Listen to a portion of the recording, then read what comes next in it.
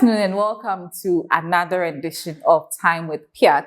Today we'll be focusing on petroleum revenue reporting, the role of transparency and accountability. Ensuring that petroleum revenues are managed responsibly and properly accounted for requires transparency, strong oversight, and active participation. I am your host, Jessica Echampon. Over the years, the Public Interest and Accountability Committee, PIAC, has led efforts to ensure that petroleum revenues are managed and utilized in accordance with the law and public expectation. Reporting on petroleum revenue management is important as it promotes transparency, accountability, responsible governance, and it informs the public on the use of petroleum revenues. In today's discussion, we will unpack what transparency in petroleum revenue management looks like, the accountability mechanisms in place, and most importantly, the role citizens can play in this process. As always, we welcome your questions and comments throughout the conversation, so kindly send them in and we will respond to them. Joining me today is Mr. Richard Elima, a member representing the civil society organizations, CSOs, and community-based organizations, CBOs. Hello, Mr. Elima. It's a pleasure to have you on Time with PIAC again.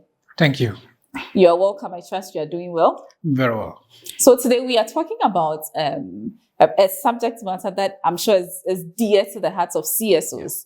That is ensuring that people are informed so they can be part of your advocacy. But we want to start the conversation off with, when we talk about petroleum revenue reporting, what exactly does it entail?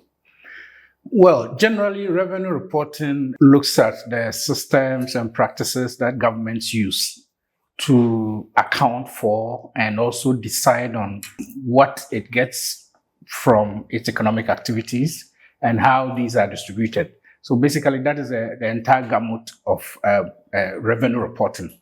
But then we are talking about petroleum revenue reporting, and that adds a little bit of twist, because we are talking about a resource that has its own uniqueness. Uniqueness in three main ways. Number one, the resource is very finite. We will drill the oil, we will produce, and then it will end at a point in time. Number two, we do not control the processes that determine the pricing of our resource. And then number three, we don't even set the price on the international world market. So as a result of the combination of these three main factors, it makes petroleum revenues quite unique. And it also calls for government's own special attention to how petroleum revenue reporting is done. So basically, that is what it means. So closely linked to this issue about reporting is the need for transparency and accountability. And I think it is something that PIAC has been championing since its inception. But then the bigger question is the issue of transparency and accountability really, really important? Absolutely. If you look at generally our entire natural resource, governance, accountability, transparency are the two key pillars that we need to always consider. Because again, we go back to the uniqueness of the resource that I already mentioned. So if the people are going to benefit from the resource, then we need to look at transparency, we need to look at accountability.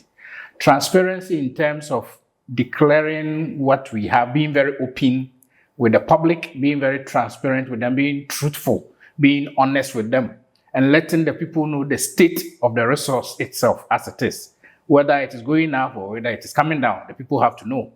And once you are transparent, it also manages public expectation. I remember when we discovered oil, people suddenly started jumping up and down. I mean, President Kufuor even said that Ghana is going to be an African tiger, equating the situation to the Asian tigers that we have. I do not think almost 20 years down the line, he will have the same verdict now. So that is the work that transparency does. And then accountability, those who have been entrusted with responsibility to manage our resources, how are they managing these resources? Are there issues of corruption? Are they managing the resources for their own selfish interest, etc., etc.? So that is the issue of accountability. So these two go hand in hand. Mm-hmm. And once you make them prominent in the management of the resource, I'm sure that the public also builds trust in the entire process.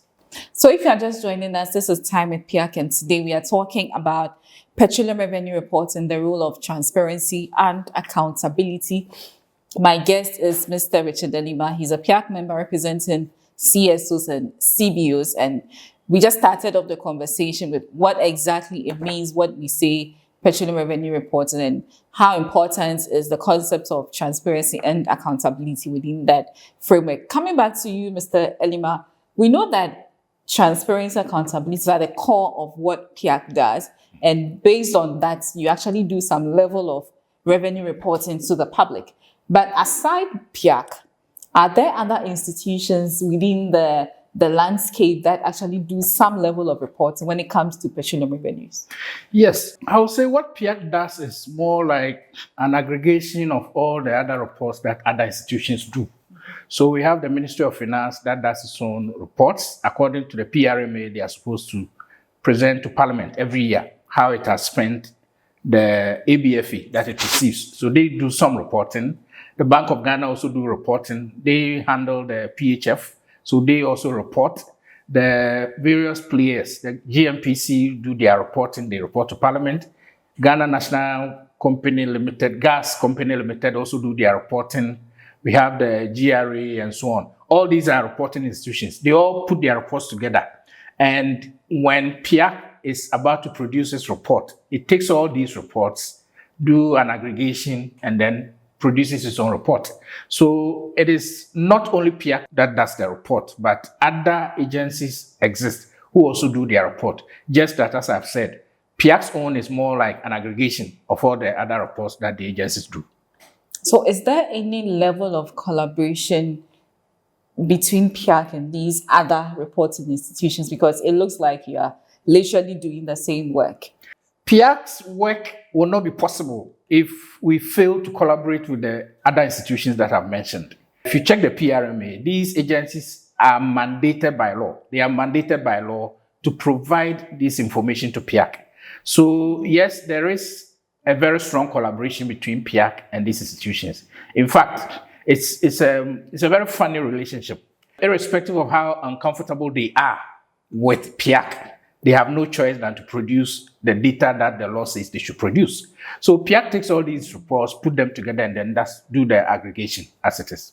Let's spend some time talking about PIAC's specific role when it comes to petroleum revenue reporting. So can you take our viewers through what exactly the committee does? Yes. Again, what we do is regulated by law, the PRMA, the Petroleum Revenue Management Act. Before the reporting cycle begins, PIAC first sends letters to these reporting institutions, sends letters to them, reminding them that we are beginning the process of producing our annual or semi-annual report, and that we will need this kind of data. And then they are given some time to produce those information or the data. The law actually gives them some number of days they have to produce the data. So they bring the data, all the institutions, they bring their data, and PIAC takes them. And then what PIAC does is to do cross-checking of the data. So Ministry of Finance bring their data, Bank of Ghana bring their data, and then we can do a cross-check. What is Ministry of Finance saying? They will say, we got $10 million. Bank of Ghana will say, oh, we received $2 million. There is clearly a discrepancy. Yeah. The reporting system has a mechanism for addressing this problem. So we put everything together, and then we do a validation. We call all the agencies together at a round table, and then we go through each one of the data that has a problem. So we call it out, and then the agencies responsible produce their responses, and then at that meeting, we're able to reconcile the figures. So we put everything together once the validation is done, and then we produce a report. We publish it on our website, and again, we do the fanfare associated with it. That is the launch of the report, which is a public event for all Ghanaians to know that a particular year's report has been launched. Yeah. Beyond the launch of the reports, because I'm sure your report launch is just limited to a number of people. Yeah. If it is in Accra, a limited number of people, but you're actually supposed to report to every citizen. Yeah. Yes. So if you are just limiting it to the launch, Are you not cutting some people off from getting access to your report? The launch, I think it's just a symbolic event, just a symbolic event to let Ghanaians know that the report has been launched. The most important thing to me is not the event itself, but whether the generality of Ghanaians will have access to the report. And access is granted through the publication of the report on the website, on PIAC's website. So at every launch, we put out the web address and ask people to go in there, download the report, and then use it the way they want to use it. Additionally, we do our outreach. And there's also a deliberate reason why we invite the media to the launch. They publicize the event. They also capture portions of the report for the generality of Ghanaians to know. The radio stations hold discussion programs. They call some members of PIAC to respond to some of the issues. All these are ways of letting Ghanaians know that our report is ready. And then additionally, we do our outreach. We go around, we do our district engagements, we do our regional engagements. And all these engagements are basically based on our report for that particular year. Mr. Lima, in one of your responses, you mentioned access. Is it the case that everybody has access to your reports? Because my grandmother in the village somewhere cannot access PIAC's website to download the report and even go through what the report says. So is PIAC limited in its ability to make sure that people have access to their reports? The point I made makes it too elitist, that you must have attained a certain level of education. And well, these days, not every educated person even goes to the internet anyway, apart from TikTok and other stuff. But the thing is, we do a combination of measures to make sure the report gets down to the people. I mentioned that we do district engagements. The interesting thing is that at district engagements, we present summaries of the report in the local dialect. In the local dialect, most preferably in the dialect of the community where we are. So we were in the Volta region, we got somebody to speak Ewe with them. We're in the Ashanti region, we got somebody to speak Chi, and so on. So that is a way of bringing it down to the ordinary person. Your grandmother in the village will understand. Apart from that, we hold radio discussions in the local language. People are encouraged to call in or to send text messages and so on. All these are ways of reaching out to the ordinary person. So it's a graduated, sort of publicity that we do. We have measures that satisfy the needs of the elite, and we also take steps that will help those down there in the communities to also understand. Very well. So the most important thing in all of this conversation is that we need to enhance the way we report on how the petroleum revenues are being managed and utilized. And that is something that PIAC has been doing very well, but then it can only get better. So from where you sit, from the CSO perspective, are there any tools or platforms that the committee can actually use to ensure that it's enhancing its reporting? The good news is that we have the traditional and contemporary media platforms that we can utilize, almost free of charge. For traditional means of circulating the report, we have newspapers. You can buy space in the newspapers and publish aspects of the report. We can get writers to publish articles in the papers. We also have television. We've gone on television a number of times. We've utilized the adult education, I think last year or so, where we had our members going on the various platforms to speak directly to Ghanaians in their own local dialect.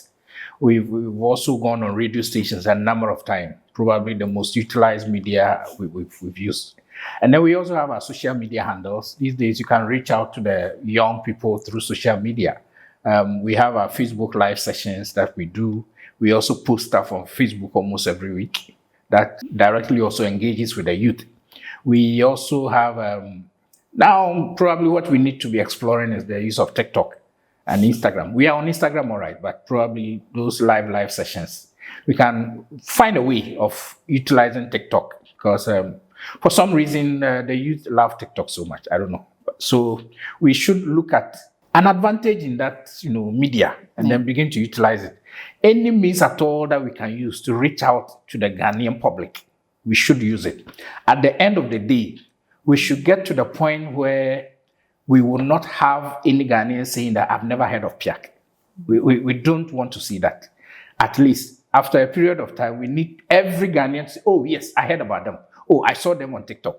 Oh, I read about them in the papers. Oh, I heard them on radio. We need to get to that point. And once we get there, I'm sure our work would have been halfway done. Beyond the media space that we can utilize, I think another concern that we have received is that the PIAC public engagements are very limited. They are not open. So is this something that the committee would consider going forward to make the public forums quite open for people to participate? Yes. In the past, we've been overly concerned about budgetary constraints. We look at, if you open it up, do we even have enough resources to deal with the numbers that will walk through your door to participate in the sessions? So what we've considered recently is that, okay, why don't we do an adjustment to the budget and then ensure that we get as many Ghanaians as possible to easily walk into any of our forums? And to do that, there are certain things we need to change. For instance, we need to look at the venue that we choose.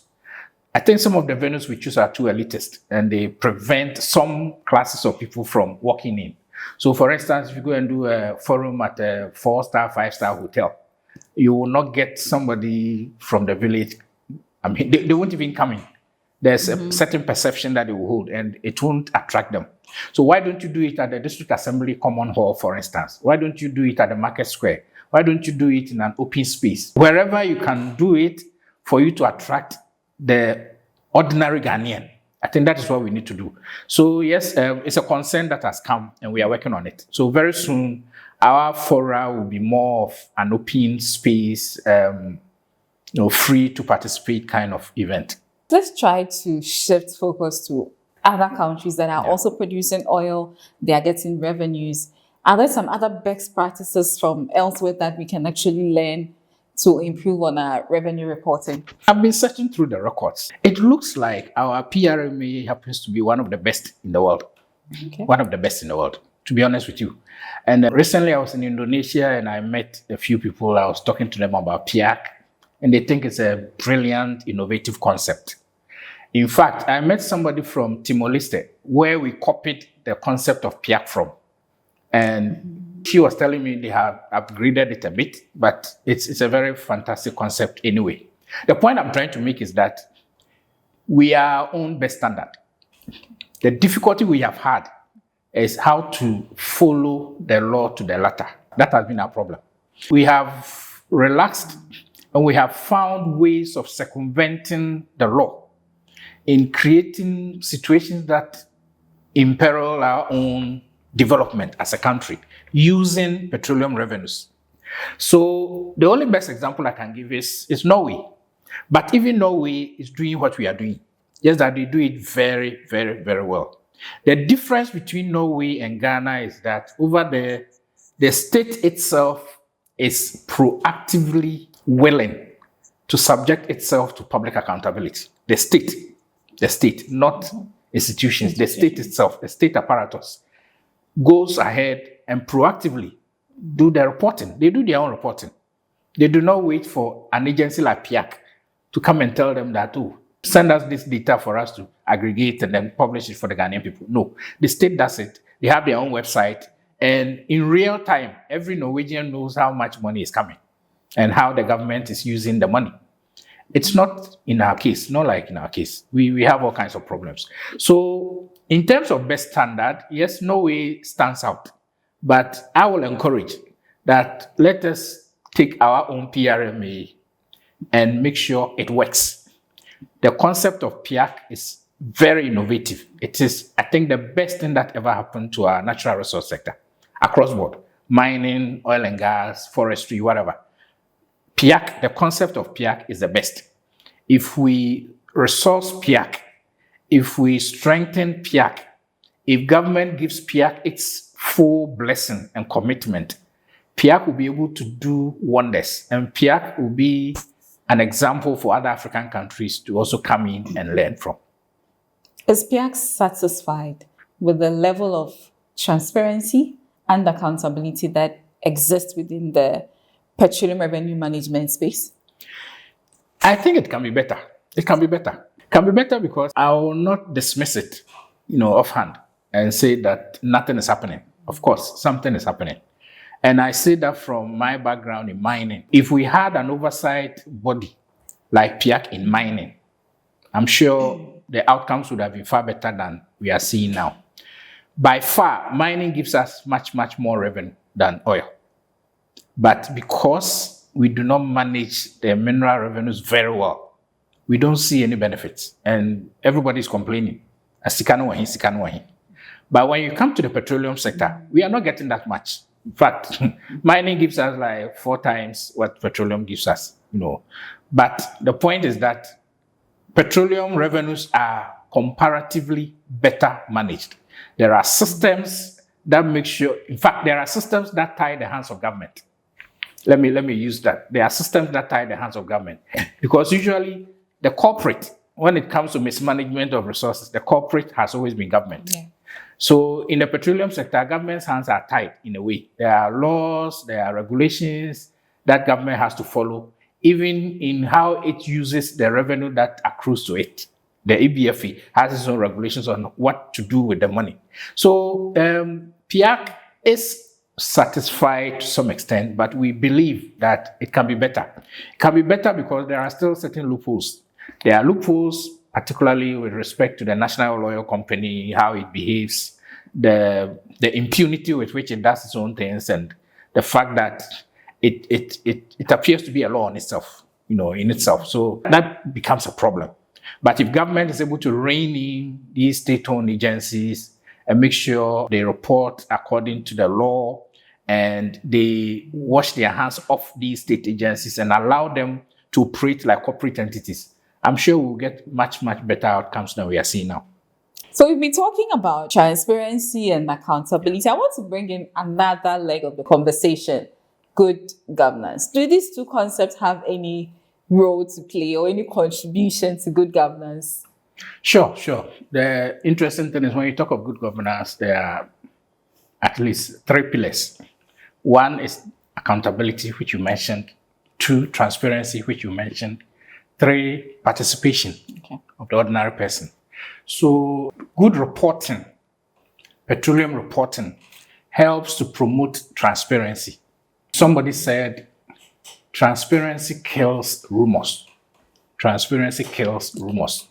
So once you are transparent, nobody will have any motivation to spread any rumor or misinformation. Accountability. Once you do good reporting, PIAC does its reports, publishes it, every Ghanaian knows who to hold accountable. We've been calling on government to tell GMPC to do this. We are holding them accountable in a way, yes. And then participation, good reporting. We go out there, the public participates in the entire process, and they feel that they are part of the processes of determining or deciding on what to use petroleum revenues for. Once they have that sense of participation, it also generates its own sense of ownership. Part of the advantages is also about anti-corruption. When you are transparent, when you are accountable, it also kills corruption. The natural resource sector has been identified as one of the sectors with the highest corruption risks. But when you are transparent, it kills corruption. And then also, there is also, it also builds confidence in people.